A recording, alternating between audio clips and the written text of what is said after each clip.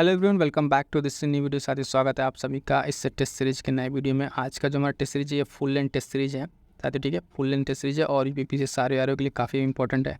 आज के test series हम लोग डिस्कस करने वाले मोस्ट इंपॉर्टेंट 50 क्वेश्चन हैं आज के, ठीक है। पार्ट 1 में इसमें हम डिस्कस करेंगे 50 अति महत्वपूर्ण प्रश्न है जो टेस्ट सीरीज के विथ एक्सप्लेनेशन है। तो आप इस टेस्ट सीरीज को कंप्लीट देखिए और हेल्पफुल है आपको दोनों एग्जाम्स के लिए, है ना। चलिए फटाफट से स्टार्ट करते हैं आज के अपनी इस वीडियो को। क्वेश्चन नंबर फर्स्ट है कि मिट्टी, देखिएगा, कि मिट्टी से बने हल को प्रतिरूप मिले। तो कहाँ से मिले हैं ऐसे जो मिट्टी के हल के बने हुए जो प्रतिरूप है। ये क्वेश्चन आप देखेंगे सिंधु घाटी सभ्यता से रिलेटेड है, ठीक है। और वहाँ की जो साइटें रहती हैं डिफरेंट तरीके की, अलग अलग साइटों पर क्या क्या चीज़ें मिली, इस तरह से क्वेश्चन बनते हैं। और एक क्वेश्चन अलग क्या बनता है कि कौन सी साइट का खनन किनके द्वारा किया गया था, कब खोजा गया था, ठीक है। ये भी चीज़ पूछा जाता है। अब प्लस एक चीज़ बता दें कि यहाँ पर पूछा जाता है आपसे कि कौन सी साइट जो है ना, वो किस नदी के किनारे है, ठीक है। तो इतनी सारी चीज़ें यहाँ से पूछी जाती हैं। फिलहाल क्वेश्चन में क्या पूछा गया है कि हमें बताना है मिट्टी के हल के बारे में। ऑप्शन है हमारे पास हड़प्पा, बनावली, कालीबंगा और सुरतुगुई, ठीक है। तो इसका राइट आंसर क्या हो जाएगा? राइट आंसर हो जाएगा ऑप्शन बी, बनावली, ठीक है। बनावली से देखते हैं कि मिट्टी के बने हल का प्रतिरूप एक मिलता है, ठीक है। क्लियर है? इस तरीके से हड़प्पा के और बाकी क्वेश्चंस भी इंपॉर्टेंट हो जाते हैं। नेक्स्ट क्वेश्चन देखेंगे, क्वेश्चन नंबर सेकंड। इसमें क्या पूछा गया है? क्वेश्चन नंबर सेकंड देखिए, इसमें पूछा गया है कि वो हड़प्पा बस्ती, ठीक है, हड़प्पा की वो बस्ती वे पूरी तरीके से शिल्प उत्पादन में संलग्न थी, यानी शिल्प उत्पादन में पूरी तरीके से संलग्न होने वाली कौन सी ऐसी बस्ती है? ऑप्शन हमारे पास मोहनजोदाड़ो, कालीबंगा, चनहोदड़ो, लोथल, ठीक है। तो इसका राइट आंसर क्या हो जाएगा फ्रेंड्स? राइट आंसर हो जाएगा ऑप्शन सी, चनहोदड़ो, ठीक है। चनहोदड़ो जो है एक ऐसा साइट है जो पूरी तरीके से आप देखेंगे शिल्प उत्पादन में ये संलग्न पाया गया था। क्लियर है? नेक्स्ट क्वेश्चन देखते हैं, question number third. Question number third क्या कह रहा है? क्वेश्चन नंबर थर्ड है कि मैच करना है ऋग्वैदिक देवता दिए हुए हैं और उधर संबंधित कार्य दिया हुआ है, ठीक है। तो एक तब देवता का नाम अगर हम देखें तो उषा है, अदिति है, हरण्यानी है और सरस्वती है, ठीक। तो उषा की अगर हम देखें तो उषा कौन सी देवी हैं? इनको अगर हम देखें तो ये हैं भोर की देवी, यानी ए का दूसरा, ठीक है। अदिति, ठीक है, इनको क्या कहा जाता है? ये जो है ये देवताओं की माँ है, यानी बी का पहला, ए का दूसरा, बी का पहला, ठीक है। ए का दूसरा, बी का पहला अगर हम देखें, पहले एक बार ऑप्शन में देख लें क्या मिल रहा है हमें, ठीक है। ऑप्शन में देखिए ए का दूसरा, बी का पहला, यानी आपको बी ऑप्शन यहाँ पे करेक्ट मिल जाएगा। यहाँ से आपको मिल जाएगा सी का चौथा और डी का तीसरा। सी का चौथा मिल जाएगा हरण्यानी यानी वन देवी और सरस्वती यानी नदी की देवी, ठीक है। तो इस तरीके से आप ये मिलान करेक्ट रखें, ये नाम याद रखेंगे जो ऋग्वैदिक काल में जो भी देवता है उनका नाम जो मेंशन रहता है उससे अलग अलग क्वेश्चन बनते हैं। तो फिलहाल यहाँ पे इन देवताओं का नाम दिया हुआ है, इनका हमें याद रखना है। तो अदिति हमने क्या मिला था अभी? देवताओं की माँ, और उषा भोर की देवी थी। ये चार नाम और उनसे संबंधित कार्य हमें याद रखने हैं। क्लियर है? नेक्स्ट क्वेश्चन देखें, क्वेश्चन नंबर 4। क्वेश्चन नंबर 4 क्या कह रहा है कि निम्नलिखित में से अनेकांतवाद का संबंध किस धर्म से है, ठीक है। तो ये धर्म हमें बताना है जिससे अनेकांतवाद ये किसकी थ्योरी है? बौद्ध धर्म, जैन धर्म, सिख धर्म या वैष्णववाद। तो बेसिकली इसका राइट आंसर क्या हो जाएगा? ये हो जाएगा जैन धर्म, ठीक है। जैन धर्म से संबंधित है कौन सी थ्योरी? अनेकांतवाद की। क्लियर है? नेक्स्ट क्वेश्चन देखें, क्वेश्चन नंबर 5। इसमें क्या पूछा जा रहा है इसको थोड़ा ध्यान से देखिएगा कि सारनाथ में पाया जाने वाला मौर्यकालीन शीर्ष स्तंभ, इसके संदर्भ में निम्नलिखित कथनों पर विचार करना है। यह स्तंभ शीर्ष धर्म चक्र परिवर्तन का एक प्रतीक है, सही है। यह बुद्ध धर्म के जीवन की एक महान ऐतिहासिक घटना का द्योतक है, ठीक है। तो यहाँ पर अगर हम देखेंगे तो इसमें पूछ रहा है कौन सा सही है, ठीक है। तो ये क्या है? यहाँ पे दोनों ऑप्शन अपनी जगह पे सही है। ये शीर्ष स्तंभ धर्म चक्र परिवर्तन का प्रतीक माना जाता है और ये बुद्ध के जीवन की एक महान ऐतिहासिक घटना का द्योतक भी है। यानी राइट आंसर क्या जाएगा हमारा? ऑप्शन सी यहाँ पे राइट आंसर हो जाएगा। क्लियर है? इस तरीके से जो लेटेस्ट पैटर्न है यूपीपी से सारे आ रहे हैं, उस तरीके से ये क्वेश्चन टेस्ट सीरीज डिजाइन की गई है। इसमें आपको वन लाइनर भी मिलेंगे क्वेश्चन, स्टेटमेंट वाले भी मिलेंगे, कथन कारण वाले भी मिलेंगे और जिस तरीके से मिलान वाले क्वेश्चन, इस तरह के भी क्वेश्चन आपको मिलेंगे। नेक्स्ट क्वेश्चन देखिए कितना बेहतरीन क्वेश्चन है, इसको आप करने का प्रयास कीजिएगा। क्वेश्चन में पूछा गया है कि हर्षवर्धन के प्रशासन के संदर्भ में निम्नलिखित में से कौन सा सही सुमेलित नहीं है? नहीं पूछा हुआ है। तो एक तरफ अधिकारी दिया हुआ है और प्रशासन का क्षेत्र दिया हुआ है, ठीक है। तो अब देखिए बालाधिकृत कमांडर, ठीक है, ये एकदम सही अपनी जगह पे। आयुक्तक, ठीक है, आयुक्तक जो सामान्य अधिकारी भी सही है। बृहदेश्वर विदेश मंत्री, ये आपका सही नहीं है। कौतुक हस्ती सेना का प्रमुख, ये आपका सही है। हमसे गलत पूछा, गलत बताना, तो यानी हमारा सी यहाँ पर राइट आंसर। तो बृहदेश्वर है क्या? अगर ये विदेश मंत्री नहीं है तो क्या है? तो ये देखेंगे आप टी अश्व अश्वसेना का ये प्रमुख है, ठीक है। किसका? अश्वसेना का प्रमुख है बृहदेश्वर। क्लियर है? यहाँ से ये पॉइंट आपको समझ में आ जाना चाहिए। एक बार फिर से देख लीजिएगा अच्छे से इस क्वेश्चन को कि क्या इसमें से हमको नहीं पूछा था जो गलत था। गलत इसमें सी बृहदेश्वर राइट आंसर हो जाएगा, है ना। और ये बृहदेश्वर जो है विदेश मंत्री नौ का क्या है, आप देखेंगे कि अश्वसेना का प्रमुख है। अब बाकी तीनों अपनी जगह पर सही है, तो उन तीनों को हमको तैयार करते हुए आगे बढ़ जाना है। क्लियर है? नेक्स्ट क्वेश्चन नंबर 7, सूची 1 को 2 से मिलान करना है। यहाँ भी देखिए इस तरीके से यूनानी रोमन लेखक हैं और संबंधित तथ्य हैं। तो एक पहला है टेरियस, मेगास्थनीज, डाइमेकस और टॉलमी।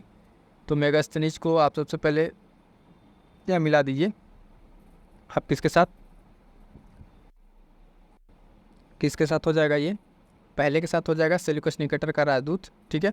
टॉलमी की अगर बात करें तो यहाँ पे भूगोल नामक पुस्तक, टॉलमी हो जाएगा, ठीक है। और बाकी ऑप्शन इससे अगर हम मिलाना चाहें तो मिल जाएगा हमारा डी का तीसरा और बी का पहला। देखिए किस में दिया हुआ है, डी का तीसरा अगर आप देखें तो इसमें है, और बी का पहला, यानी ऑप्शन बी हमारे लिए यहाँ पे करेक्ट हो जाएगा, ठीक है। एक बार फिर से देख लिया, और बचा क्या यहाँ पे, ए का दूसरा बी का पहला, ठीक है। टेसियस जो है ईरान का राजवैद, और बी का पहला सी का चौथा हो जाएगा, सी डाइकमस या सीरियसनेस एंटियोकस का राजदूत था, ठीक है। तो इस तरीके से यहाँ पे हमारा ये मिलान हो जाता है। मिलान वाला क्वेश्चन था, फिर से एक बार मिला देते हैं इस क्वेश्चन को, ध्यान देखिएगा। मेगास्थनीज पहला हो जाएगा, टॉलमी भूगोल, और ये राजवैद और डाइकमस ये यहाँ पे इस तरीके से इसका राइट आंसर मैचिंग हो जाता है। नेक्स्ट क्वेश्चन देखते हैं, क्वेश्चन नंबर 8। क्वेश्चन नंबर 8 में क्या कहा गया है, ध्यान दीजिएगा। अल-बिरूनी के संदर्भ निम्नलिखित तत्व पर विचार कीजिए। वह यूनानी भाषा का जानकार था और प्लेटो तथा अन्य यूनानी दार्शनिकों के कार्य को पूरी तरीके से परिचित था। पूछ रहा है कौन सा सही नहीं है, ठीक है। सही नहीं की बात पूछ रहा है, तो यहाँ पे देखेंगे ये जो है अल-बिरूनी यूनानी भाषा का जानकार तो नहीं था, लेकिन संबंधित जो दार्शनिक कार्य से पूरी तरीके से परिचित है, दूसरी भाषा में पढ़ी किताबों को यहाँ से परिचित था। तो सही नहीं है, तो यहाँ पर हमारा ऑप्शन कौन सा हो जाएगा, ऑप्शन ए केवल यहाँ पे राइट आंसर हो जाएगा, ठीक है। आइए नेक्स्ट क्वेश्चन देखते हैं, इंपॉर्टेंट क्वेश्चन ये भी है, कई बार पूछा हुआ एग्जाम में क्वेश्चन है ये। निम्नलिखित में से किसने खालसा पंथ की नींव डाली थी? गुरु अर्जुन देव, गुरु गोविंद सिंह, गुरु नानक देव, गुरु तेग बहादुर, ठीक है। तो इसका राइट आंसर क्या हो जाएगा, खालसा पंथ की नींव जो है किसके द्वारा डाली गई थी? गुरु गोविंद सिंह के द्वारा, ठीक है। गुरु गोविंद सिंह, यानी ऑप्शन बी हमारे यहाँ पर राइट आंसर हो जाएगा, गुरु गोविंद सिंह। खालसा पंथ की नींव गुरु गोविंद सिंह, क्लियर है। आइए नेक्स्ट देखते हैं, फिर से एक तरह से मैचिंग वाला क्वेश्चन और इम्पॉर्टेंट क्वेश्चन, ध्यान दीजिए क्वेश्चन को। प्रसिद्ध व्यक्ति दिया हुआ है, योगदान दिया हुआ है, John Marshall, R D. Banerjee, Dayaram Sahni, फ्लेक्चर्ड कनिंघम, और पूछा कौन सा जोड़ा सही सुमेलित है। तो पहले तो अलेक्जेंडर कनिंघम का देखें, पुरातत्व सर्वेक्षण के पहले महानिदेशक, चौथा हमारे पास सही है। तो 4 ऑप्शन हमारे किसके साथ मिल रहे हैं, 2 काट दीजिए, 1 काट दीजिए, ठीक है। जॉन मार्शल आप देखेंगे तक्षशिला और हड़प्पा खुदाई स्थलों पर, ठीक है। आर.डी. बनर्जी हड़प्पा की खोज, और दयाराम साहनी मोहनजोदाड़ो, यानी देखिए ये दोनों आपस में चेंज कर दिया हुआ है, तो ये दोनों नहीं होंगे, ठीक है। राइट आंसर हमारा क्या हो जाएगा, ऑप्शन डी, 1 और 4, केवल 1 और 4। अब बता दें आपको यहाँ पे क्यों किस तरीके से चीज़ें हो रही हैं, समझिएगा। आर.डी. बनर्जी का संबंध मोहनजोदाड़ो से, दयाराम साहनी का हड़प्पा से, तो ये दोनों तो गलती हो, गलत हो गया। जॉन मार्शल तक्षशिला और हड़प्पा से संबंधित है, ये सही है, और अलेक्जेंडर कनिंघम वाला क्वेश्चन सही है, ठीक है। तो ये पॉइंट दोनों सही है हमारे, बाकी का ऑप्शन के हिसाब से जाएंगे तो 1 और 4 यहाँ पर राइट आंसर हो जाएगा, क्लियर है। आई होप कि ये क्वेश्चन आपको समझ में आ गया होगा। नेक्स्ट क्वेश्चन है, क्वेश्चन कह रहा है कि ध्यान दीजिएगा, दक्षिण भारतीय मंदिरों में भव्य गोपुरों को जोड़ने का श्रेय जाता है। ऑप्शन है कृष्णदेव राय, राम राय, अच्युत राय, देव राय सेकेंड। तो इसका राइट आंसर हो जाएगा फ्रेंड्स ऑप्शन ए कृष्णदेव राय को, ठीक है। दक्षिण भारतीय के जो मंदिरों में भव्य गोपुरम को जोड़ा गया, जो मंदिर शैली आप देखते हैं, ठीक है, शरीर से मंडप वगैरह बनता है, उसको आप आर्ट एंड कल्चर में क्लियर तरीके से देखते हैं। तो यहाँ पे जो गोपुरमों का जोड़ने का श्रेय किसको जाता है, ऑप्शन है कृष्णदेव राय को। यहाँ पे हमको राइट आंसर मिल गया, आगे बढ़ते हैं आप। नेक्स्ट क्वेश्चन है कि मुगलकालीन भारतीय किसानों के संदर्भ में कथनों पर विचार कीजिए। खुदकश वे खेतिहर किसान थे जो दूसरे गाँव के ठेके पर खेती करने आते थे। पाइकस्त किसान थे जो उन्हीं गाँव में रहते थे जिनमें उनकी ज़मीन थी। पूछ रहा सही नहीं है, ठीक है। तो यहाँ पे देखेंगे दोनों ऑप्शन ही सही नहीं है, एक दूसरे को इंटरचेंज कर दिया है। आप इसको अगर ऐसे समझें तो खुदकश वे किसान थे, ठीक है, खेतिहर किसान जो उन्हीं गांव में रहते थे, यानी खुद के अपने गांव में रहते थे, और पाइकस्त होते जो दूसरे गांव में जाकर ठेके पर काम करते थे। पूछा सही नहीं है, तो यहाँ पे दोनों ही ऑप्शन सही नहीं है, 1 और 2, यानी ऑप्शन सी राइट आंसर हो जाएगा। फिर से एक बार देखिएगा, खुदकश्त किसान खेती, और मतलब ये ऐसे किसान हैं जिनकी अपनी खुद की अपने गांव में रहते थे और अपनी उनकी खुद की ज़मीन थी। पाईकश्त तो एक किसान थे जो दूसरे गांव पे ठेके पे काम करने आते थे, लेकिन यहाँ पे दोनों ऑप्शन इंटरचेंज कर दिया तो दोनों ऑप्शन गलत हो जाते हैं और पूछा कि कौन सा सही नहीं है, दोनों ही ऑप्शन सही नहीं है। क्लियर है? नेक्स्ट क्वेश्चन देखेंगे, क्वेश्चन नंबर 30। देखिए कह रहा है क्वेश्चन 30 में निम्नलिखित में से कौन सा सही सुमेलित है। पुस्तक दिया हुआ फारसी अनुवादक, यानी एक तरह से पुस्तक है और उसके फारसी अनुवाद कैसे कैसे हुआ है उसके बारे में पूछ रहा है। अब देखेंगे सबसे पहले पंचतंत्र है, ठीक है, राजा तरंगिणी, अब्दुर्रहीम खान काबा, पंचतंत्र में हाजी इब्राहिम रहसदी और नल दमयंती फैजी, भागवत पुराण मोहम्मद खान गुजराती। इसका राइट आंसर हो जाएगा ऑप्शन सी, इसमें एक ही बस सही है, नल दमयंती जो है फैजी के द्वारा यहाँ पे ट्रांसलेटेड है, बाकी ऑप्शन आपके यहाँ पे गलत है। ठीक है, तो हमें यहाँ पे राइट सही बताना था, तो ऑप्शन सी यहाँ पे राइट आंसर हो जाएगा। क्लियर है? आइए नेक्स्ट क्वेश्चन देखते हैं। एक शाहजहाँ के समय लड़े गए उत्तराधिकार यानी बैटल ऑफ जो सक्सेसरशिप है उसका कालानुक्रम व्यवस्थित करना है। ठीक है, तो यहाँ दिया है सामूगढ़ का युद्ध, बहादुरपुर का युद्ध, ठीक है, देवराय का युद्ध और खजुआ का युद्ध। तो इसमें अगर देखेंगे सबसे पहले जो हुआ था, ठीक है, वो हुआ था बहादुरपुर लगभग 1658 में। ठीक है, कितना? 1658 में। ये चीज़ क्लियर है कि सबसे पहले कौन सा हुआ और एक सबसे लास्ट का आपको बताया इसमें देवराय का युद्ध। ठीक है, देवराय का युद्ध। तो सबसे पहले अगर हम दो को देखें तो हमारे पास ऑप्शन ये भी कट जाएगा बी टी और मिल जाएगा हमको ऑप्शन डी। तो इस तरीके से भी एग्जाम में हम कोशिश करेंगे कि जब भी कोई पहला ऑप्शन मिल जाए उसे देखेंगे ऑप्शन एलिमिनेट हो रहा है कि ना, जैसे ऑप्शन एलिमिनेट हो तो उस क्वेश्चन को तुरंत टिक करके आगे बढ़ जाना है, यानी कि वहाँ समय अपना समय बचा लेना है, क्योंकि समय जब बचेगा तो फिर फर्दर कोई ऐसा क्वेश्चन आएगा जिससे आपको थोड़ा सा दिमाग लगाना पड़े, वहाँ पर अपने आप समय को यूज कर सकते हैं। तो इसका क्या हो जाएगा 2-1, यानी सबसे पहले जो हुआ था बहादुरपुर, उसके बाद से सामूगढ़ है ना, उसके बाद से खजुआ का युद्ध, उसके बाद देवराय का युद्ध। ठीक है, तो ये सीक्वेंस आपका बनेगा। ठीक है, 2, 1, 4 और 3 का। ठीक है, यानी ऑप्शन डी यहाँ पे क्या हो जाएगा राइट आंसर हो जाएगा। क्लियर है? आइए नेक्स्ट क्वेश्चन देखते हैं, क्वेश्चन नंबर 15। इसमें कहा गया है 1765 की जो इलाहाबाद की संधि हुई थी, ठीक है, 1765 यानी कब हुआ था ये, इसको अगर देखें तो आप 1764, ठीक है, जो बक्सर का युद्ध हुआ था उसके बाद के परिणाम है। ठीक, तो निम्नलिखित कदमों पर विचार करना है कि उसके बाद की जो रिजल्ट हुए थे उसको देखना है। तो पहला पॉइंट इसमें कह रहा है कि कंपनी को युद्ध क्षतिपूर्ति के रूप में 50 लाख रुपए का भुगतान किया गया। ठीक है, दूसरा कह रहा है कि बनारस के जमींदार जो बलवंत सिंह थे उनकी संपत्ति, जिसकी पूरी संपत्ति का पूरा कब्जा दे दिया गया। पूछ रहा है कि इन दोनों में से कौन सा सही है। तो आप देखेंगे यहाँ पे दोनों स्टेटमेंट जो है वो अपनी जगह पर सही है। ठीक है, तो इलाहाबाद की संधि के बाद जो घटनाएं घटी उसमें आप देखेंगे कंपनी को युद्ध पूर्ति की क्षतिपूर्ति के लिए 50 लाख रुपये दिए गए और जो बनारस के जमींदार बलवंत सिंह थे उनकी संपत्ति पर पूरा कब्जा दे दिया गया था। यानी ऑप्शन हमको सही पूछा है, तो ऑप्शन सी यहाँ पर राइट आंसर हो जाएगा, 1 और 2 दोनों। क्लियर है? तो इस तरीके से अगर आप इतिहास को जब पढ़ते हैं तो आप सीधे सीधे अगर डेट के क्रोनोलॉजी याद रखते हैं, पहले ये क्वेश्चन ज़्यादा पूछते थे। ठीक है, अभी भी हालांकि पूछे जाते हैं, लेकिन अब क्वेश्चन की थोड़ी सी जो डेप्थ है, अंडरस्टैंडिंग है, वो थोड़ी सी बढ़ा के पूछी जा रही है कि अब देखिए उस पर क्या रिजल्ट हुए, कॉज क्या थे, है ना, क्या क्या सर्कमस्टेंसेस थे उस टाइम पे, क्या परिस्थिति थी, ये सब सारी चीज़ें पूछी जा रही हैं। सिंपल अगर आप पढ़ कर आए होंगे कि 1764 बक्सर का युद्ध, ठीक है, उसके बाद 65 इलाहाबाद की संधि किससे किसके बीच में हुई, लेकिन यहाँ क्या पूछ लिया, स्टेटमेंट बना दिया कि क्या क्या रिजल्ट हुए थे, क्या क्या चीज़ें उस समय हुई थी। तो ये जब तक आप इतिहास को पूरे अच्छे से डिटेल से थोड़ा सा अंडरस्टैंड करके नहीं पढ़ेंगे तो आपसे इस तरह के क्वेश्चन मिस हो जाएंगे, नहीं बन पाएंगे। क्लियर है? आइए नेक्स्ट क्वेश्चन देखते हैं, क्वेश्चन नंबर 16। क्वेश्चन नंबर 16 में क्या कहा गया है, इसको ध्यान से देखिएगा कि इसमें है रॉबर्ट क्लाइव से रिलेटेड है ये। ठीक, रॉबर्ट क्लाइव के संदर्भ में ये पूछा गया है, पूछा यार क्या सही नहीं है। ठीक है, तो कहा गया पहला स्टेटमेंट कि जब वो इंग्लैंड से मद्रास आया तो उसकी उम्र 18 साल थी। ठीक है, उसके बाद से उसी कंपनी के भीतर फैले भ्रष्टाचार को खत्म करने का काम सौंपा गया था। हाँ, इतना तो ये सब तो काम उसको मिला था। ब्रिटिश संसद में उसे खुद भ्रष्टाचार के आरोपों पर अपनी सफाई देनी पड़ी थी। उसे भ्रष्टाचार के आरोपों के कारण 1774 में फांसी दे दी गई थी। ठीक है, तो ये जो अभी फांसी वाली बात है ये सही नहीं है, क्योंकि इसने सुसाइड कर लिया था। हुआ क्या था इसके बारे में, रॉबर्ट क्लाइव के बारे में आप पढ़ेंगे, देखेंगे कि ठीक है वो इंग्लैंड से आया, उसकी उम्र भी ठीक है 18 साल थी, और वो आया था भ्रष्टाचार को ही ख़त्म करने के लिए, जो कंपनी के भीतर भ्रष्टाचार फैले थे उस आरोपों को और चीज़ों को ख़त्म करने के लिए आया था।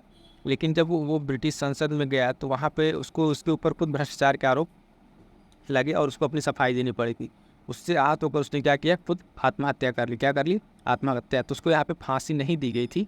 ठीक है, तो यहाँ पर राइट आंसर पूछा है, गलत कौन सा है, तो गलत यही ऑप्शन डी हमको मिल रहा है कि उसे फांसी न देकर उसने क्या कर लिया था, खुद आत्महत्या कर लिया था। क्लियर है? तो यहाँ पर राइट आंसर क्या हो जाएगा, डी हो जाएगा। ठीक है, तो इस तरह के जो इतिहास में अगर आप देखेंगे कि जो इम्पोर्टेंट बैटल्स है उसमें जो इम्पोर्टेंट पर्सनालिटीज है उससे रिलेटेड भी आपको चीज़ें अच्छे से तैयार रखनी है, क्योंकि उसका क्या उस प्रॉस्पेक्टिव उस समय में क्या उसका सिग्निफिकेंस रहा था, वो चीज़ें पूछ ली जाती है। जैसे रॉबर्ट क्लाइव हो गए, वॉरेन हेस्टिंग हो गए, लॉर्ड डलहौजी हो गए, इन सब के बारे में आपको थोड़ी बहुत चीज़ें जानकारी होनी चाहिए।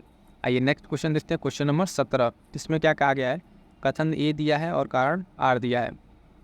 कथन कह रहा है कि 1761 में पानीपत की तीसरी लड़ाई में हार के बाद मराठा राज्य को कई राज्यों में बांट दिया गया। ठीक है, उसके बाद कह रहा है इन राज्यों की बागडोर जो है सिंधिया, होलकर, गायकवाड़ और भोसले से अलग अलग राज्यों के हाथों में थी। ठीक है, तो इसका राइट आंसर क्या है, आप देखेंगे कि इसके बाद से बांटा तो ठीक, लेकिन अगर कथन कारण देखें तो देखेंगे यहाँ पे हम कि ये भी सही है कथन और कारण भी, लेकिन अगर इसका सेटिस्फेक्शन देखें कि कारण इसको सेटिस्फाई कर रहा है कि नहीं, तो अगर इसको बांट दिया गया तो इसका कारण ये नहीं था कि इन अलग अलग राजवंशों में थी, क्योंकि वो हार के बाद से इसको डिवाइड कर दिया गया था। तो हमारा जो ऑप्शन हो जाएगा यहाँ पे बी वाला सही हो जाएगा, कथन ए और दो आर दोनों सही है, परंतु देखेंगे आर ए का सही स्पष्टीकरण नहीं है। तो हमारा राइट आंसर यहाँ पे क्या हो जा रहा है, ऑप्शन बी। ठीक है, ये दोनों स्टेटमेंट अपनी जगह सही है, बस इसको सेटिस्फाई नहीं कर रहा है। आइए नेक्स्ट क्वेश्चन देखते हैं, क्वेश्चन नंबर है, ये फिर से मिलान करने वाला दे रियासतें दिया हुआ है और विलय की तिथि दिया हुआ है। तो हम देखेंगे एक तरफ सतारा, संबलपुर, उदयपुर, झांसी। तो सबसे पहले आप देखेंगे स्टार्ट हुआ था, ठीक है, सतारा से, सतारा, ठीक है, जैतपुर, संबलपुर, है ना, उदयपुर, झांसी, इस तरीके। तो सतारा सबसे पहले 48 में, ए का चौथा अगर आप देखें, ए का चौथा, ठीक है, ए का चौथा देखेंगे तो आपका हो जाएगा सबसे पहले सतारा 48 में, उसके बाद जैतपुर, फिर संबलपुर, यानी 1850 के बाद देखिए। बी का आपका हो जाएगा दूसरा यहाँ पे 52, और उदयपुर का आपका हो जा रहा है सी का दूसरा, ठीक है, और बी का आपका हो जा रहा है तीसरा। ठीक है, तो अगर ऑप्शन देखें हमें यहाँ पे देखेंगे तो सबसे पहले हमें क्या मिला है, यहाँ पे ऑप्शन के साथ देखेंगे कि ये सतारा जो आपका है, ए का चौथा, तो ए का चौथा के साथ ही हमको ऑप्शन मिल जाएगा यहाँ पे सी राइट आंसर मिल जाएगा। ठीक है, सबसे पहले बताया हमने सतारा तो 1848, सतारा के बाद से जैतपुर था एक, फिर उसके बाद से संबलपुर, यानी बी का आप तीसरा देखेंगे, बी का तीसरा मतलब 1850। ठीक है, उसके बाद से फिर उदयपुर, फिर झांसी, झांसी आपका लास्ट में आता है तो 1854। ठीक है, तो इस तरीके से जो लॉर्ड डलहौजी की हड़प की नीति थी, वहाँ पे किस तरीके से इसको ईयर वाइज जो उसको अपने ब्रिटिश साम्राज्य मिलाया गया था, वो चीज़ आपको याद रखना है।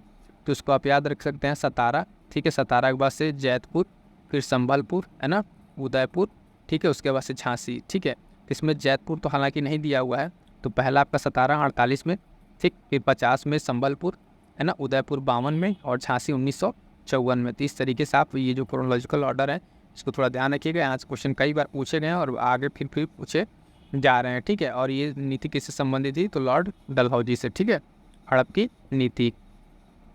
आइए नेक्स्ट क्वेश्चन देखते हैं, इसमें कहा गया है कि उत्तर भारत में, आप देखेंगे क्वेश्चन नंबर 19, उत्तर भारत में महलवाड़ी व्यवस्था कब लागू की गई थी। तो महलवाड़ी व्यवस्था के बारे में बात किया गया है, ऑप्शन है 1822, 23, 24, 25। तो इस तरह के जब ऑप्शन आते हैं, सिंपल जब पूछा जाता है फैक्ट तौर पर, तो ऑप्शन से बहुत क्लोज दिए जाते हैं। ठीक है, ऑप्शन क्या दिए जाते हैं, बहुत क्लोज दिए जाते हैं। यहाँ पे जो राइट आंसर आपका होगा ऑप्शन ए होगा 1822। ठीक है, आप देखेंगे कि उत्तर भारत में महलवाड़ी व्यवस्था को लागू करने का आज वो डेट है 1822 ईस्वी। क्लियर है। आइए नेक्स्ट क्वेश्चन देखते हैं, क्वेश्चन नंबर 20। इसमें क्या कहा गया है, ये भी दो स्टेटमेंट वाला क्वेश्चन है, इसको थोड़ा ध्यान से पढ़िएगा। ठीक, 1858 के बारे में बात कर रहा है, भारत साधारण अधिनियम, उसके बारे में कथनों पर विचार करना है। पहला कह रहा है ब्रिटिश मंत्रिमंडल के एक सदस्य को भारतीय मंत्री के रूप में नियुक्त किया गया। दूसरा कह रहा है कि भारतीय शासकों को ब्रिटिश साम्राज्य के अधीन कर दिया गया। फिर इसमें पूछ रहा है, ठीक है, इसमें क्या पूछ रहा है, कौन सा सत्य है। ठीक है, तो यहाँ पे क्या है, आप देखेंगे 20।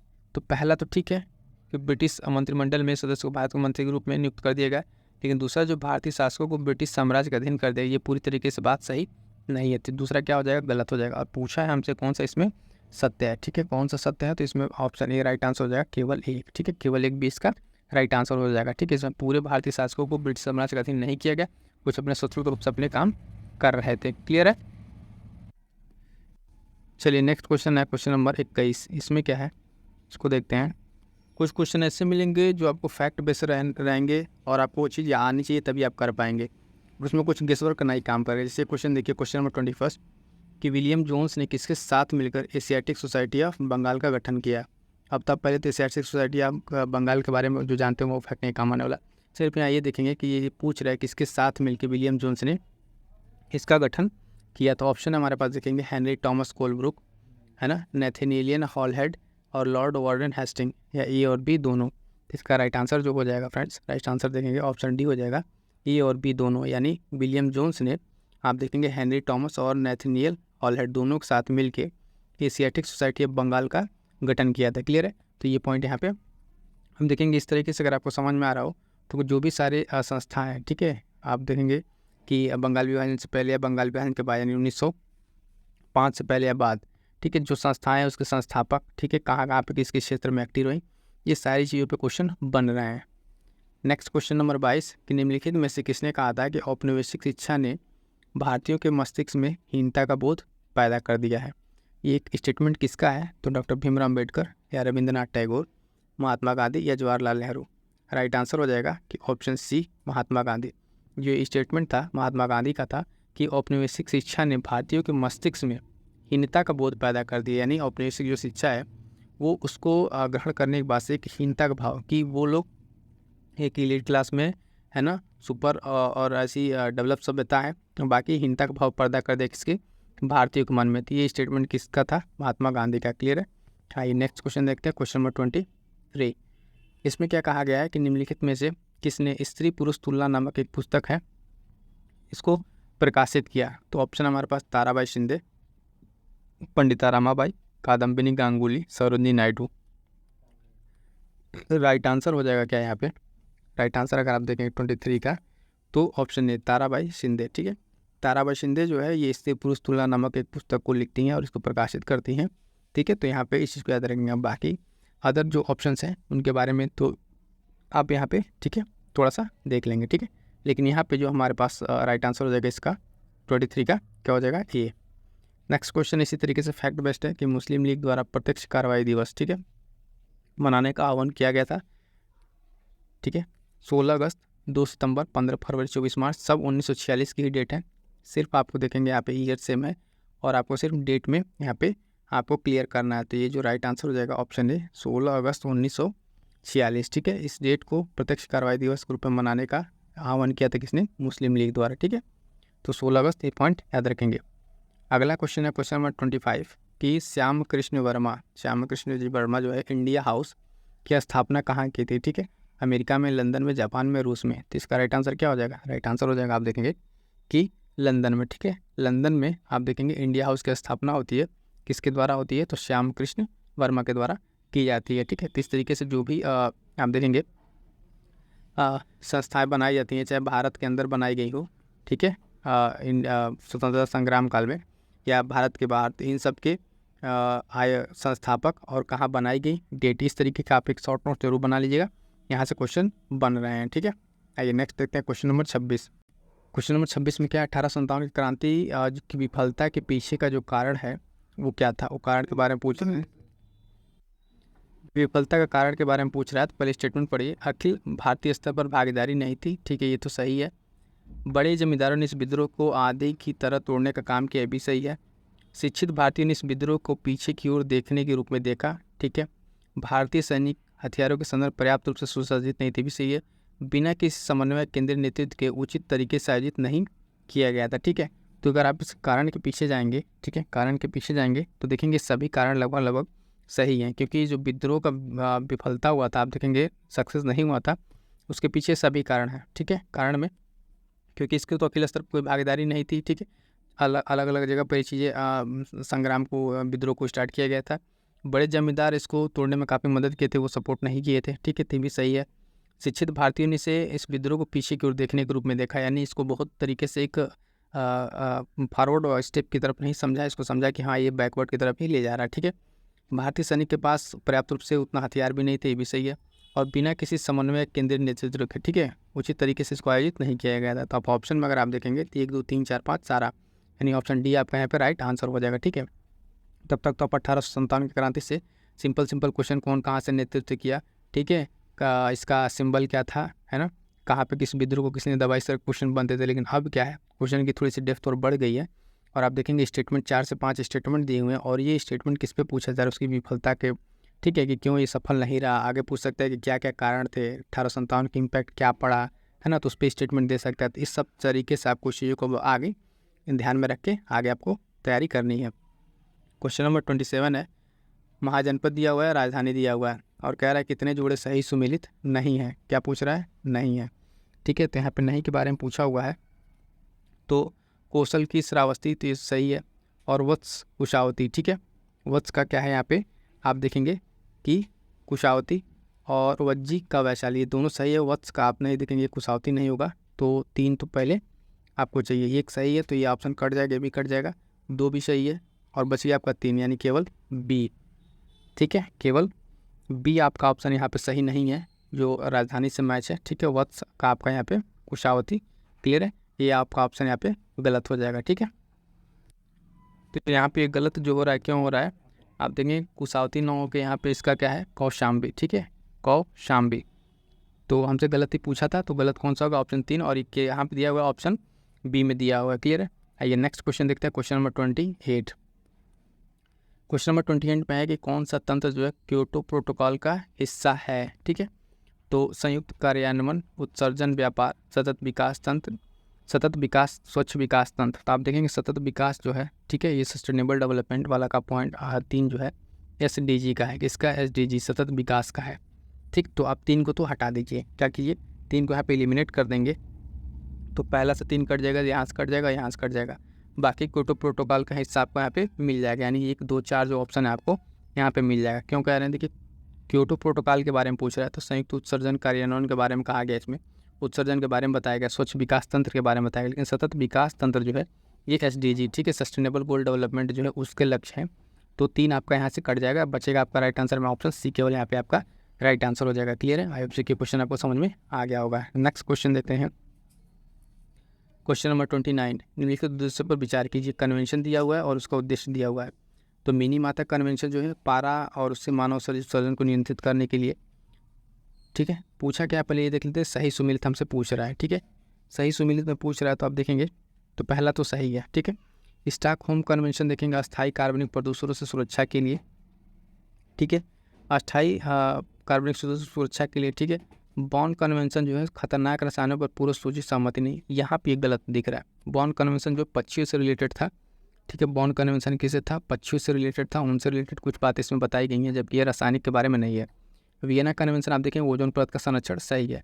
तो 1 2 और 4, 1 2 और 4 अगर ऑप्शन हमने आप देखेंगे, यहाँ देखिए पहले 1 2 और 4, ठीक है, ऑप्शन सी में आपको मिल जाएगा। 3 नहीं है, 3 को काट देंगे और चौथा भी अपनी जगह सही है, तो हमारे पास राइट आंसर क्या हो जाएगा? यहाँ पे हो जाएगा ऑप्शन सी, ठीक है, 1 2 और 4 बता दिया आपको हमने, तीनों तो 1 2 और 4 सही है, 3 गलत क्यों? बॉन कन्वेंशन में आपको देखेंगे पक्षियों के बारे में बताया गया, न कि रासायनिक उसके बारे में बताया गया है, क्लियर है। आइए नेक्स्ट क्वेश्चन देखते हैं, क्वेश्चन नंबर 30। इसमें क्या कहा गया है? क्वेश्चन नंबर 30 पर्माकल्चर के बारे में, कि पर्माकल्चर का संबंध निम्नलिखित में से किससे है? तो ऑप्शन है कि पर्वतीय तंत्र द्वारा महासागरों में तेल रिसाव के उपचार से, धारणीय कृषि पारिस्थितिकीय तंत्र से, ठीक, कृषि उत्पादकता बढ़ाने और जेनेटिक रूप से संशोधित प्रजातियों के उपयोग के लिए, पर्माफ्रॉस्ट से ग्रस्त क्षेत्र का समाधान विकसित करने के लिए। तो आप देखेंगे पहला भी नहीं है, ठीक है, दूसरा धारणा के लिए है, और 3 और 4 भी गलत है इसमें। तो राइट आंसर इसका जो हो जाएगा यहाँ पे, पर्माकल्चर का संबंध किससे? सीधा सीधा देखेंगे धारणीय सस्टेनेबल कृषि पारिस्थितिकीय तंत्र के विकास से रिलेटेड है ये, ठीक है। तो ऑप्शन बी यहाँ पे राइट आंसर हो जाएगा, बाकी ये दोनों सब गलत हो जाएंगे, ठीक है। आइए नेक्स्ट क्वेश्चन देखते हैं, क्वेश्चन नंबर 31 में क्या कहा गया है कि पेरिस समझौते के बारे में पूछ रहे हैं। किसमें? पेरिस समझौते के बारे में कथन पर विचार करना है और बताना है कौन सा सही है, ठीक है, कौन सा सही है। तो पेरिस समझौता कानूनी रूप से बाध्यकारी अंतर्राष्ट्रीय संधि है, बिल्कुल सही है। इसका लक्ष्य जो है पूर्व औद्योगिक स्तरों पर जो ग्लोबल वार्मिंग हुई थी उसको 2 डिग्री से नीचे लाना, और अधिकतम आप देखेंगे 1.5 डिग्री तक सीमित करना है। तो यानी दो ये भी सही है, तो राइट आंसर हमारा क्या हो जाएगा? ऑप्शन सी। पेरिस समझौते के बारे में दोनों बातें एक बार फिर से समझ लीजिए कि ये दोनों बातें सही लिखी हुई हैं, पूछा हमसे सही है, तो ऑप्शन सी यहाँ पर राइट आंसर हो जाएगा। पेरिस समझौता जो एक कानूनी रूप से बाध्यकारी अंतर्राष्ट्रीय संधि है, और इसमें जो ग्लोबल वार्मिंग 2 डिग्री तक हो गया तो उससे नीचे लाना है, और कितना तक लाना है? लगभग 1.5 डिग्री तक इसको करना इसका टारगेट है, ठीक है। आइए नेक्स्ट क्वेश्चन देखते हैं, क्वेश्चन नंबर 32। क्वेश्चन नंबर 32 में क्या कहा गया है कि समुद्री तटों पर विचार कीजिए। बागातोर बीच गोवा, गोल्डन बीच उड़ीसा, कदम बीच लक्षद्वीप और ऋषिकोंडा बीच आंध्र प्रदेश। कह रहे हैं कि भारत में इनमें से किसको ब्लू फ्लैग प्रमाणन, ठीक है, ब्लू फ्लैग प्रमाणीकरण के तहत प्रमाणित किया गया है। ठीक है, तो इसमें ब्लू फ्लैग के तहत अगर आप प्रमाणीकरण की बात करेंगे तो आप ये गोवा वाला बीच को छोड़कर बाकी 3 को क्या किया गया है, प्रमाण मिला हुआ है, यानी 2, 3, 4। तो 2, 3, 4 अगर आप देखेंगे तो आपका ऑप्शन सी यहाँ पे मिल जाएगा। Option C 2, 3, 4। Golden beach Odisha को भी मिल चुका है, कदम बीच लक्षद्वीप को भी मिल चुका है, और ये ऋषिकुंडा जो है आंध्र प्रदेश, इसको भी मिल चुका है। और ये बागतीर जो बीच है गोवा का, इसको भी विचार रखा गया है, इसको उसमें रखा गया है बट अभी मिला नहीं है। तो एक को काट दीजिए, बाकी आपका राइट आंसर हो जाएगा। इसको काट दीजिए, तो ऑप्शन सी यहाँ पे आपका राइट आंसर हो जा रहा है।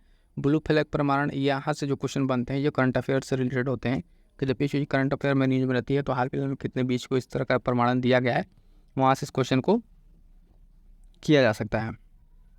33 नंबर क्वेश्चन देखिए क्या है कि वर्षा जल का अम्लीय वर्षा कब कहा जाएगा। बारिश जो होता है, बारिश के पानी को अम्लीय वर्षा कब कहा जाता है, जब इसका पीएच मान कितना हो जाता है। ठीक है, कितना इसका पीएच मान अगर होता है तो फिर आप देखेंगे 7, 6.5 से कम, 6 से कम। राइट आंसर इसका हो जाएगा फ्रेंड्स ऑप्शन डी। ठीक है, 5.6 से जब कम हो जाता है तो इसको एसिडिक रेन कहा जाता है। ठीक है, नॉर्मल रेन से एसिडिक रेन कहा जाता है।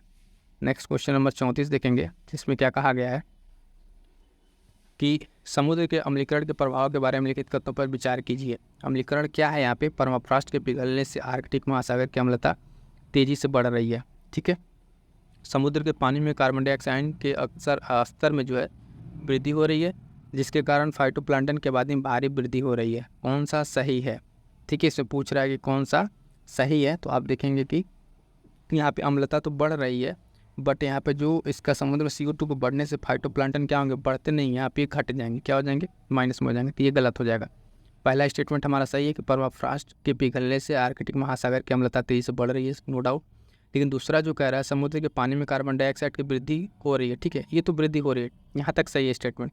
गलत कहाँ से है कि फाइटोप्लैंक्टन की आबादी में वृद्धि हो रही है, जैसे कार्बन डाइऑक्साइड बढ़ेगा, ठीक है, उसी के रेशियो में आप देखेंगे फाइटोप्लैंक्टन घटने लगेंगे। ठीक है, तो ये स्टेटमेंट आपका गलत हो जाएगा। हमसे पूछा है कि सही कौन सा है, तो 1 और 2, तो 2 तो गलत हो जाएगा। ऑप्शन ए यहाँ पे राइट आंसर हो जाएगा। ठीक है, ऑप्शन ए राइट आंसर हो जाएगा परमाफ्रॉस्ट वाले में। क्लियर है।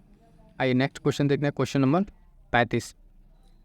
क्वेश्चन नंबर 35 में क्या है, राष्ट्रीय हरित प्राधिकरण NGT के बारे में निम्नलिखित में से कौन सा कथन गलत है। गलत पूछा हुआ है, कौन सा यहाँ पे गलत है ये पूछा हुआ है। तो पहला ऑप्शन NGT एक वैधानिक और अर्धन्यायिक निकाय है। ठीक है, तो ये तो सही है। नागरिक प्रक्रिया संहिता न्यायाधिकरण पर बाध्यकारी है, नहीं, ये बाध्यकारी वाला सिस्टम यहाँ गलत लग रहा है। इसकी अपनी प्रक्रिया को विनियमित करने की शक्ति, ये भी सही है। यह पर्यावरण संरक्षण और वन और अन्य प्राकृतिक संसाधनों के संरक्षण से संबंधित मामलों में प्रभावशाली और शीघ्र निपटान के लिए है, तो ये भी सही है। 3 भी सही है। तो गलत कौन सा है, पूछ रहा गलत है, तो यहाँ पे हम देखेंगे 35 का हो जाएगा आपका बी गलत हो जाएगा। नागरिक प्रक्रिया संहिता ये न्यायाधिकरण पर बाध्यकारी है, ये बाध्यकारी नहीं है। ठीक है, तो ये ऑप्शन बी आपके यहाँ पे गलत हो जाएगा। ठीक है, क्या हो जाएगा, बाध्यकारी ये नहीं है, तो ऑप्शन हमारा यहाँ पे सही हो जाएगा बी। आइए नेक्स्ट क्वेश्चन देखते हैं, क्वेश्चन नंबर 36 पूछ रहा है 36 में कि DHM 11 मस्टर्ड के संदर्भ में निम्नलिखित कथनों पर विचार करें। ये क्या है कि पहला ये हर्बिसाइड टॉलरेंट, ठीक है, सरसों का आनुवांशिक रूप से संशोधित संस्करण है, ये सही है। DMH 11 भारतीय सरसों के केस में वरुण और पूर्वी यूरोपीय अर्ली हीरा 2 सरसों बीज के संकट का परिणाम है। ठीक है, तो क्या बता रहे हैं यहाँ पे, परिणाम में पूछ रहे हमसे कथन कौन सा सही है, तो ये भी सही है, तो ऑप्शन सी राइट आंसर हो जाएगा। ए और सी दोनों यहाँ पर क्या हो जाएंगे, राइट आंसर हो जाएंगे। क्या हो जाएंगे, ए और सी दोनों यहाँ पे राइट आंसर हो जाएंगे। ठीक है, आइए नेक्स्ट देखते हैं, क्वेश्चन नंबर 37। निम्नलिखित क्षेत्रों को उनके प्राथमिक उत्पादन के घटते क्रम में व्यवस्थित कीजिए।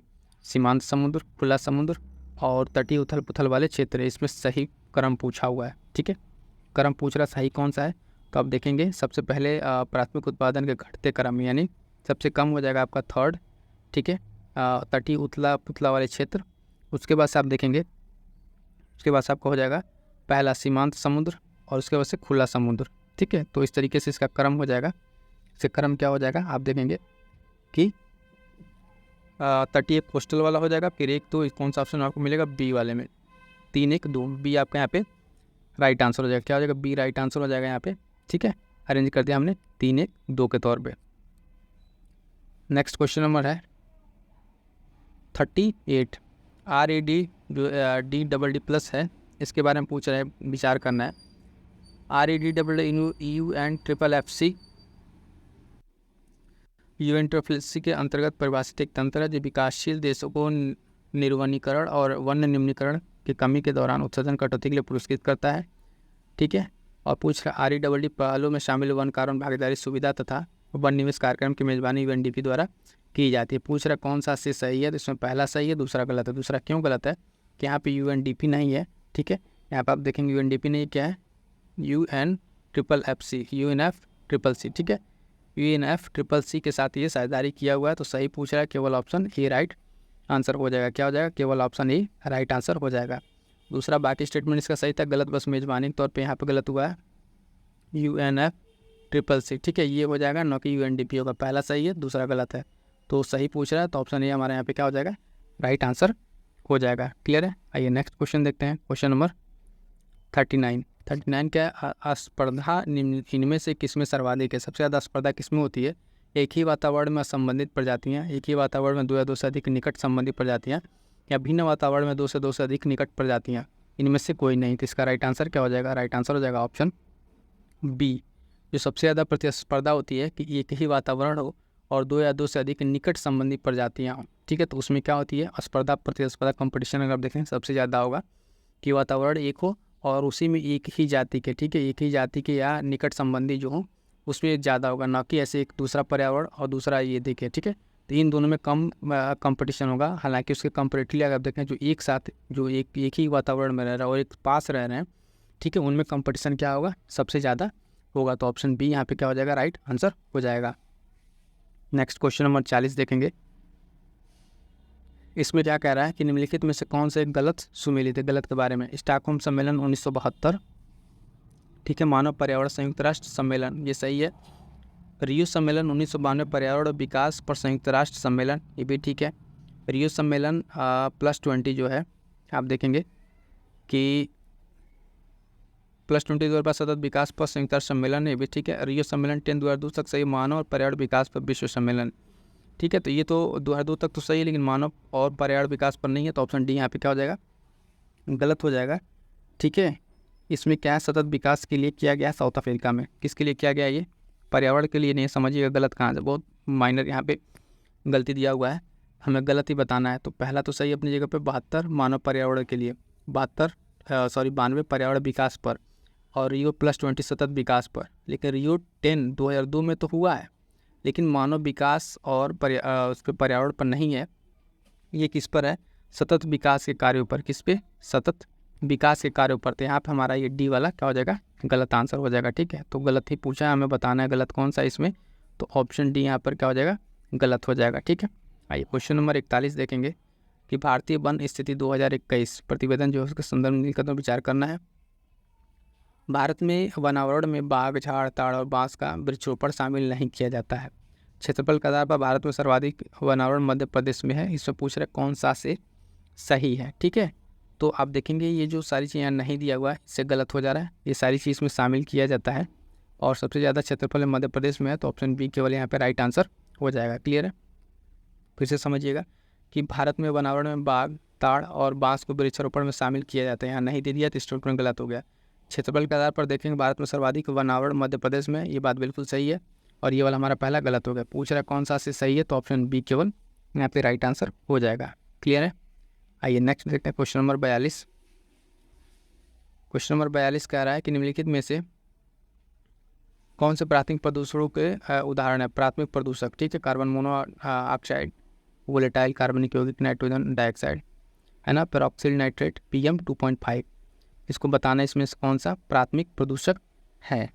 ठीक है, तो आप देखेंगे प्राथमिक प्रदूषक के बारे में अगर बात करेंगे तो PN तो पहले हटा दीजिए, पेरोक्सिल नाइट्रेट 4 तो नहीं है, ये द्वितीयक है, तो 4 पहले काट दीजिए। 4 को भी सब कट करेंगे, ये कट जाएगा, ये कट जाएगा। ठीक है, और उसके बाद से आपको 3 नाइट्रोजन डाइऑक्साइड भी नहीं है इसमें। ठीक है, नाइट्रोजन डाइऑक्साइड नहीं है, तो बचा क्या, 1 2 और 5। 1 2 और 5 अगर आप देखेंगे क्वेश्चन नंबर 42, तो इसका राइट आंसर क्या हो जाएगा, ऑप्शन ए। ठीक है, ऑप्शन ए राइट आंसर हो जाएगा। फिर से एक बार समझ लीजिएगा, प्राथमिक प्रदूषक पूछ रहा है, इसमें कार्बन मोनोऑक्साइड हो जाएगा, वोलेटाइल कार्बनिक यौगिक हो जाएगा और PM 2.5 हो जाएगा। बाकी 3 और 4 ये क्या हो जाएंगे, द्वितीयक हो जाएंगे। क्या हो जाएंगे, ये द्वितीयक पोल्यूटेंट है। तो हमारा राइट आंसर क्या हो जाएगा? ऑप्शन ए, 1, 2 और 5 राइट आंसर हो जाएंगे। ठीक है, ये नेक्स्ट क्वेश्चन देखते हैं, क्वेश्चन नंबर 43। क्वेश्चन नंबर 43 क्या कह रहा है? इससे पूछा गया है कि निम्नलिखित में से कौन सा भारत के इच्छित राष्ट्रीय स्तर पर निर्धारित योगदान का हिस्सा नहीं है? ठीक है, हिस्सा नहीं है तो पहला देखिए 2005 के स्तर से 30 तक अपने सकल घरेलू उत्पाद की उत्सर्जन तीव्रता को 45% कम करना है, ये बिल्कुल सही है। 2030 तक, ठीक है, गैर जीवाश्म ईंधन रहित संसाधनों में 75% संचयी विद्युत ऊर्जा शक्ति स्थापित करना है, यही गलत है। क्यों गलत है? कि आप देखेंगे कि यहाँ पर 75% संचयी विद्युत ऊर्जा पर स्थापित करना लक्ष्य नहीं है, ठीक है, लगभग 50% है। क्या है यहाँ पे जो है ये 50% है। गलत ही बताना है तो गलत हमको ऑप्शन बी मिल गया। बाकी ये 2 स्टेटमेंट देख लेते हैं जो स्टेटमेंट सही होंगे। 2030 तक वन और वृक्षों के आवरण के माध्यम से 2.5 से 3 बिलियन तक CO2 समतुल्य अतिरिक्त कार्बन सिंक बनाना है विकसित देशों से, अगर आप देखेंगे घरेलू और नए अतिरिक्त धन जुटाने के लिए। ठीक है, तो ये सारी चीज़ें सही है। गलत हमारा ऑप्शन बी ही है। इसमें क्या गलत है? टारगेट तो ठीक था लेकिन 75% की जगह हमने टारगेट कितना रखा है? 85% टारगेट रखा है, इसलिए ऑप्शन बी गलत हो जाएगा। ठीक है, आइए नेक्स्ट क्वेश्चन देखते हैं, क्वेश्चन नंबर 44। इसमें क्या कहा गया है कि 45 डिग्री अक्षांश की लंबाई विषुवतीय रेखा की आधी होती है। ऑफशोर अवस्था में पृथ्वी के परिभ्रमण की गति तेज होती है। ठीक है, तो गति का तेज हो जाती है तो ठीक है, लेकिन यहाँ पे आप देखेंगे ऑप्शन इसमें पूछ रहे कौन सा सत्य है। सत्य अगर जब देखेंगे हम क्वेश्चन नंबर 44 तो यहाँ पे दे रहा है कि 9 तो 1 और 9 तो 2। ठीक है, इसमें क्या है क्वेश्चन नंबर 44 में कि अपसौर में, ठीक है, अवस्था में पृथ्वी परिभ्रमण गति तेज होती है। ठीक है, तेज तो यहाँ पे नहीं होती है, यहाँ पे क्या होता है? ये कम हो जाती है। क्या होता है? कम हो जाती है। और ये 45 डिग्री पे नहीं, इसकी आधी होती है लगभग ये 60 डिग्री पे। ठीक है, कितने पे? 60 पे। तो दोनों स्टेटमेंट यहाँ पे हमारा गलत है। पूछ रहा था सही कौन सा? 9 तो 1, 9 तो 2 यहाँ पे राइट आंसर हो जाएगा। ठीक है, आइए 45 देखते हैं। क्वेश्चन नंबर 45 क्या कह रहा है कि पश्चिमी घाट पर्वत जो है भ्रमशुद्ध पर्वत ब्लॉक पर्वत है, विंध्याचल अरावली सतपुड़ा पर्वत अवशिष्ट पर्वत है। ठीक है, पूछ रहा कौन सा कथन सही है? तो आप देखेंगे यहाँ पे दोनों स्टेटमेंट सही हैं अपनी जगह पे, यानी सी राइट आंसर हो जाएगा। ए और दोनों। पश्चिमी घाट वाला भी ब्लॉक पर्वत है, सही है। विंध्याचल अरावली सतपुड़ा क्या है? अवशिष्ट रेजिडुअल माउंटेन है, अवशिष्ट पर्वत है। तो ये और दोनों सही हो जाएगा। नेक्स्ट क्वेश्चन देखिए, क्वेश्चन नंबर 46। निम्नलिखित में कौन सा राज्य तेलंगाना की सीमा को स्पर्श नहीं करता? छत्तीसगढ़, झारखंड, महाराष्ट्र, कर्नाटका। ठीक है, तो इसमें कौन नहीं स्पर्श करता है? तो आप देखेंगे, ठीक है, 14 नंबर 6 तो आपका देखेंगे झारखंड नहीं करता है, छत्तीसगढ़ करेगा, महाराष्ट्र करेगा, कर्नाटक करेगा। तो मैं बात करेंगे तो आप जब देखेंगे यहाँ पे तो इस साइड महाराष्ट्र, ठीक है, यहाँ कर्नाटका, और यहाँ पे आपका पूछ रहा कौन सा? तेलंगाना। तो तेलंगाना इसी के बीच में, आंध्रा के बीच में, ऊपर से छत्तीसगढ़ से टच करता है, और छत्तीसगढ़ से इधर से टिका आपका झारखंड यहाँ पे पड़ता है। ठीक है, झारखंड क्या करेगा? तेलंगाना से बॉर्डर शेयर नहीं करेगा। आई होप से क्वेश्चन आपको मैपिंग का समझ में आ गया होगा। 47 नंबर क्या रहा है? निम्नलिखित कौन सा महानदी का उद्गम स्थल है? महानदी का पूछ रहा है। माइकल रेंज, महाबलेश्वर, भरमागिरी पर्वत या सिहावा पर्वत। ठीक है, तो इसका राइट आंसर क्या हो जाएगा? 47 का ऑप्शन डी, सिहावा पर्वत। ठीक है, महानदी का उद्गम स्थल क्या है? सिहावा पर्वत है। नेक्स्ट देखेंगे क्वेश्चन नंबर 48। भारत में किस साधन का शुद्ध सिंचित क्षेत्र सिंचाई में सर्वाधिक योगदान है? नलकूप, नहर, तालाब या कुआं। इसका राइट आंसर क्या होगा? क्वेश्चन नंबर 48 का राइट आंसर ऑप्शन है नलकूप। नलकूप से लगभग सबसे ज़्यादा शुद्ध सिंचित क्षेत्र भारत में किससे हैं? नलकूप से ही पाए जाते हैं। ठीक है, ये नेक्स्ट क्वेश्चन देखते हैं, क्वेश्चन नंबर 49। क्वेश्चन नंबर 49 क्या कह रहा है कि मिलान करना है। ठीक है, जिब्राल्टर डमरूमंडल स्ट्रेट है, मलक्का है, बेरिंग है और हार्मुज है। इसको मिलान करना है। तो ये आपका जिब्राल्टर जो है आपका कहाँ पड़ेगा? ये आप देखेंगे इंडोनेशिया मलेशिया के बीच में तो नहीं है ये। 49 का आप देखेंगे, ए का तीसरा अगर देखें जिब्राल्टर का जल डमरूमंडल एशिया और यूरोप के बीच। ठीक है, और बी का पहला मलक्का आपका पड़ेगा कि सर इंडोनेशिया के साइड। बेरिंग जो आपको पड़ेगा एशिया और उत्तरी अमेरिका के बीच। ठीक है, सी का चौथा है ना, और डी का दूसरा। हार्मुज कहाँ पड़ेगा? फ्रांस की खाड़ी वगैरह में। ठीक है, तो फिर से यहाँ पे इसका राइट आंसर क्या हो जाएगा? ऑप्शन बी हो जाएगा। फिर से एक बार देख लीजिएगा कौन कौन सा जल डमरूमंडल कहाँ कहाँ पर है। तो जिब्राल्टर जो है आपका कहाँ मिल रहा है? आके अफ्रीका और यूरोप के। ठीक है, मलक्का जो है आपका इंडोनेशिया वाले में। बेरिंग जो है बेरिंग वहाँ पे नहीं, हाँ हार्मुज वाला आपको मिल जाएगा फारस वाले में। और आपका बेरिंग हो जाएगा एशिया और अमेरिका के बीच में, ठीक है। तो इस तरीके से जो इंपॉर्टेंट जल जमरोमंडल है और कहाँ कहाँ से मिल रहे हैं वो आपको यहाँ पे ध्यान रखना है। क्वेश्चन के अकॉर्डिंग हमारा राइट आंसर यहाँ पर हो जाएगा बी, ठीक है। ऑप्शन बी हो जाएगा राइट आंसर, ठीक है। ए का चौथा, बी का तीसरा, है ना, सी का दूसरा और डी का पहला। नेक्स्ट क्वेश्चन देखते हैं, क्वेश्चन नंबर 50। इसमें क्या पूछा हुआ है कि निम्नलिखित में से किस राज्य से कर्क रेखा भारत का मानक समय मध्याह्न से रेखा मिलती है? झारखंड, मध्य प्रदेश, उड़ीसा या छत्तीसगढ़। यानी आप देखेंगे कर्क रेखा, अगर भारत की कर्क रेखा की बात करें, कर्क रेखा और भारत का जो टाइमलाइन है, ठीक है, वो कहाँ पे एक दूसरे से मिलते हैं। तो ये जो मिलने वाला पॉइंट है, ठीक है, छत्तीसगढ़ है। कहाँ पे है? छत्तीसगढ़ है। छत्तीसगढ़ के कोरिया जिला में। कहाँ पे? कोरिया जिला है छत्तीसगढ़ का, वहाँ पे ये दोनों लाइन कहाँ करती हैं, यहाँ पे ये इंसिडेंट करती है। तो जबकि मैप में यहाँ नहीं है, लेकिन छत्तीसगढ़ में ये मिलती हैं, ठीक है। तो यहाँ पे आपको तो क्या हो गया, 50 क्वेश्चन तक आपके कंप्लीट होता है, ठीक है। और ये टेस्ट सीरीज के लिए महामाराथन वीडियो है जिसमें टॉप 300 MCQ हैं अलग अलग सब्जेक्ट्स के, ये काफ़ी इंपॉर्टेंट है। और उसके साथ साथ करंट अफेयर के पिछले 6 महीने के महत्वपूर्ण मैराथन क्वेश्चन, इसमें 500+ क्वेश्चन को डिस्कस किया गया है। तो आप जाकर इन वीडियोज़ को देखिए, ठीक है। मिलते हैं किसी नेक्स्ट वीडियो में। Thank you so much.